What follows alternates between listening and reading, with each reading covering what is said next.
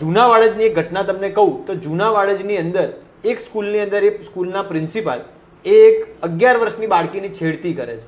2020માં એની ફરિયાદ નોંધાય છે. એ પોલીસ એને એટલો સપોર્ટ કરે છે કે એ માણસ હાઈકોર્ટમાં જઈ અને સ્ટે લે છે. આ કેસ 5 વર્ષ સુધી લંબાય છે અને 2025માં ના છૂટકે હાઈકોર્ટનું વલણ જોતા એમના જે આરોપીના વકીલ છે એણે જે પિટિશન હતી એ પાછી ખેંચી લીધી. પિટિશન પાછી ખેંચ્યાને 3 મહિના થયા. હજી ગઈકાલે જ એ છોકરી જે એના પપ્પા જોડે મારે વાત થઈ, હજી સુધી પોલીસ એની ધરપકડ કરી નથી.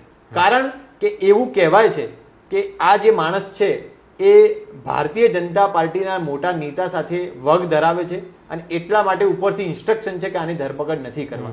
11 વર્ષની કુમળી વયની બાળકીની છેડતી શાળામાં થાય છે. 5 વર્ષ એ ઘટનાના થઈ ગયા. હાઈકોર્ટમાંથી પિટિશન પાછી ખેંચાઈ ગઈ છે.